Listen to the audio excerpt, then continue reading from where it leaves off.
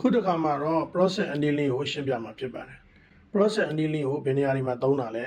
process annealing ကိုဘာကြောင့်သုံးဖို့လိုအပ်တာလဲဆိုတာကိုအရင်ရှင်းပြပါမယ်ကျွန်တော်တို့ကဓာတုပစ္စည်းတစ်ခုကိုပုံဖော်တဲ့အခါမှာဥပမာတန်ပြားကိုလိုချင်တဲ့အကွေးဒီဂရီကိုရဖို့တော့တစ်ချက်တည်းကွေးလို့မရပါဘူးအစဉ်စဉ်အချိန်ချင်း rolling လုပ်ရပါတယ် roller ထဲမှာထည့်ပြီးလုပ်ရပါတယ်အဲ့တော့ပထမတစ်ချိန် roller မှာအတိုင်းအတာတစ်ခုထိကွေးသွားမယ်ဒုတိယတစ်ခါထပ်ပြီးတော့နည်းနည်းပိုကွေးမယ်တတိယတစ်ခါထပ်ပြီးနည်းနည်းပိုကွေးမယ်အချိန်ပေါင်းများစွာ rolling လုပ်ရပါတယ်ဒီလိုပဲ bending လုပ်တဲ့အခါမှာလည်းတစ်ချိန်နဲ့လိုချင်တဲ့ shape ကိုရအောင်မကွေးနိုင်ပါဘူး drawing နန်းဆွဲတဲ့အခါမှာပဲကိုလိုချင်တဲ့ diameter ကိုရဖို့တော့အချိန်ချင်းဆွဲရပါတယ်အဲ့တော့ပထမတစ်ခါကို work လုပ်လိုက်တဲ့အချိန်မှာဓာတုပစ္စည်းရဲ့အတွင်းပိုင်း internal stress တွေတက်လာတယ် ductility တွေလည်းကျသွားတယ် ductility ကျသွားတဲ့ကြောင့် hardness တွေလည်းတက်လာတယ်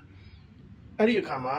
နောက်တစ်ချိန်ထပ်ပြီးတော့ rolling လုပ်မယ်နောက်တစ်ချိန်ထပ်ပြီးတော့နောက် circuit တစ်ခုလုပ်မယ်ဆိုလို့ရှိရင်အဲ့ဒီ internal stress တွေကြောင့်မလို့ crack တွေဖြစ်ဖို့ပိုပြီးများသွားပါတယ်အဲ့ဒါကြောင့်ကျွန်တော်တို့ကဒီလိုမျိုး crack တွေပဲဖြစ်အောင်ကာကွယ်ဖို့အတွက်နောက်တစ်ခါထပ်ပြီးတော့အလုပ်လုပ်တဲ့အခါမှာအပြည့်အနာစာကင်းပြီးတော့အလုပ်လုပ်နိုင်စွမ်းရည်ပိုတက်လာဖို့အတွက် workability ပိုကောင်းလာဖို့အတွက် internal stress တွေအတွင်းဖိအားတွေလျော့ကျသွားဖို့အတွက်ကို process annealing ကိုလုပ်ပေးရခြင်းဖြစ်ပါတယ်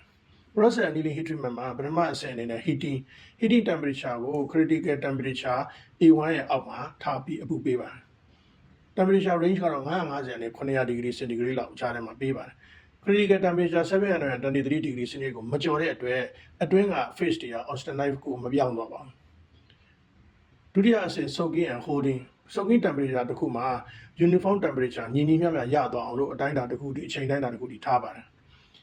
တိထားပြီးတဲ့အတိုင်းပဲ thickness 1 mm per hour နှုန်းနဲ့တွက်ထားပါတယ်